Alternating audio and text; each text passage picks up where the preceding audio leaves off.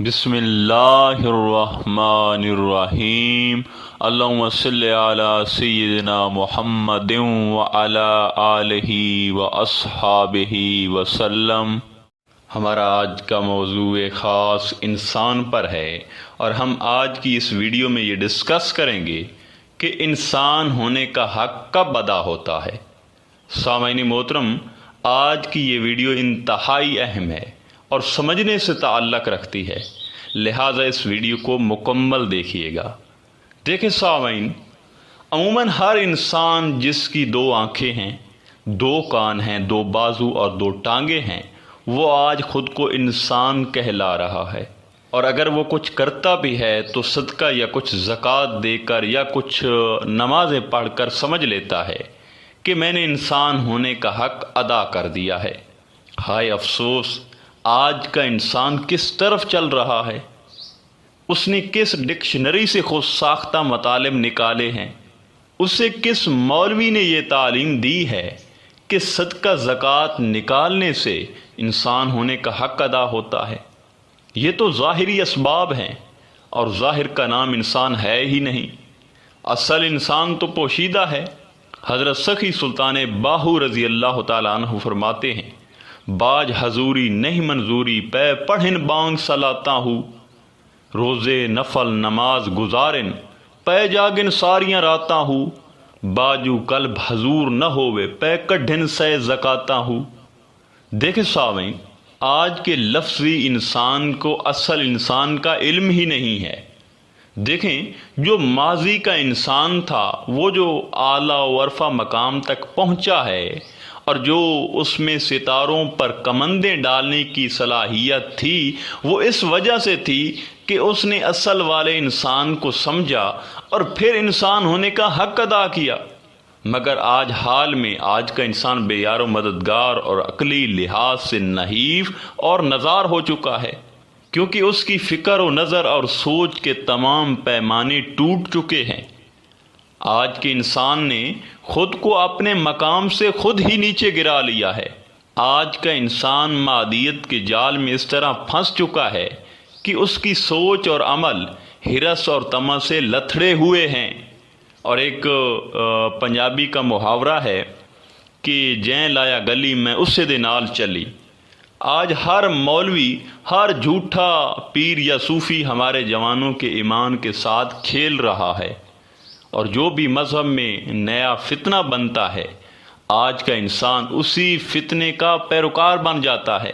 دیکھیں، آج کوئی امام مہدی بن کر یا پرچار مہدی کر کے انسان کے جذبات اور ایمان سے کھیل رہا ہے، اور کوئی ہمارے اولیاء کرام کی گستاخیاں کر رہا ہے، جنہوں نے ہمیں دین سکھایا، جنہوں نے ہمیں عشق سکھایا، جنہوں نے ہمیں اللہ کا دیدار کروایا، اور کوئی یہ کہہ رہا ہے کہ بابے تو کوئی چیز نہیں ہے۔ میرے نوجوانوں، میری بہنوں، آپ کے ساتھ بڑا کھیل کھیلا جا رہا ہے۔ آپ کے اندر کی دنیا تباہی کی طرف جا رہی ہے، اور مجھے پتہ ہے کہ ایک بہت بڑی اکثریت ایسے فتنوں میں مبتلا ہو گئی ہے۔ اس کی وجہ کیا ہے؟ وجہ بس ایک ہی ہے کہ ہم لوگ اندر سے خالی ہو چکے ہیں۔ ہم نے اصل انسان کو سمجھا ہی نہیں، اور نہ ہم نے انسان ہونے کا حق ادا کیا ہے۔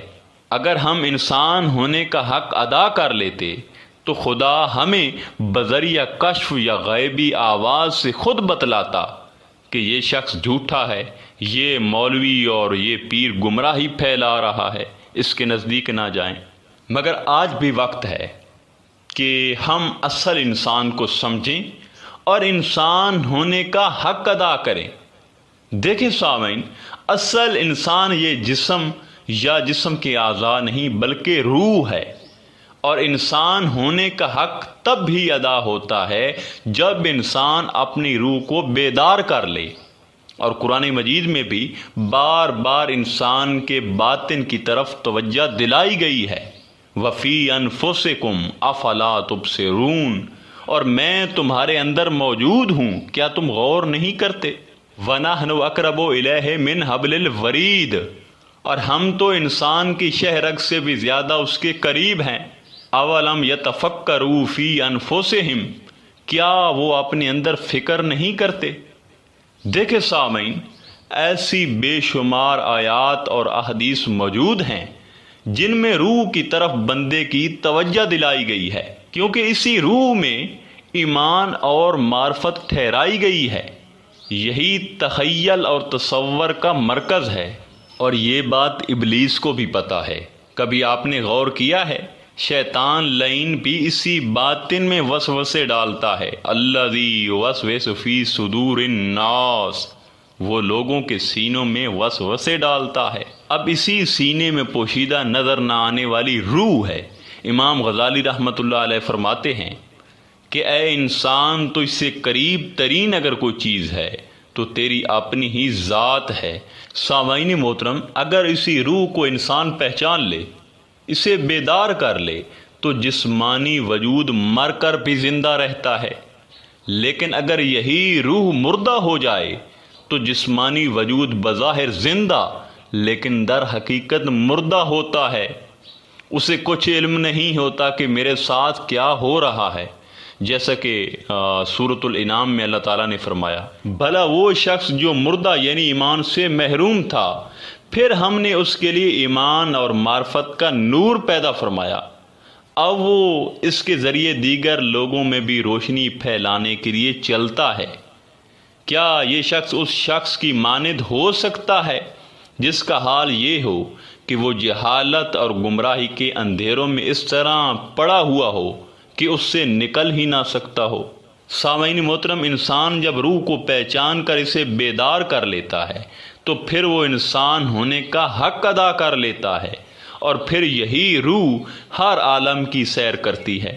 کبھی یہ لاہوت میں ہوتی ہے تو کبھی جبروت ملکوت یا ناسوت میں ہوتی ہے، اور آسمان پر کیا ہو رہا ہے یا زمین کے نیچے کیا ہو رہا ہے، انسان کو اس کی بھی خبر ہو جاتی ہے، اور ایسا انسان ہر وقت اللہ کے عشق اور دیدار میں مستغرق رہتا ہے، اور یہاں پہنچ کر اسے ہر فتنہ کے بارے میں علم ہوتا ہے، حتیٰ کہ آنے والے فتنوں سے بھی وہ آگاہ ہوتا ہے۔ تمام مخفی اور پوشیدہ علوم اس پر منکشف ہوتے ہیں، لہذا یہ سوال بھی پیدا نہیں ہوتا کہ وہ شخص کہیں گمراہ ہو، بلکہ اس پر اللہ کا خاص فضل ہوتا ہے۔ علامہ اقبال رحمۃ اللہ علیہ فرماتے ہیں، عقابی روح جب بیدار ہوتی ہے جوانوں میں، نظر آتی ہے ان کو اپنی منزل آسمانوں میں۔ آخر میں دعا ہے کہ اللہ تعالی ہم سب کو اپنی ارواح کو بیدار کرنے کی توفیق عطا فرمائے۔ انشاءاللہ تعالی ملتے ہیں ایک نئے موضوع میں، تب تک اللہ نگہبان۔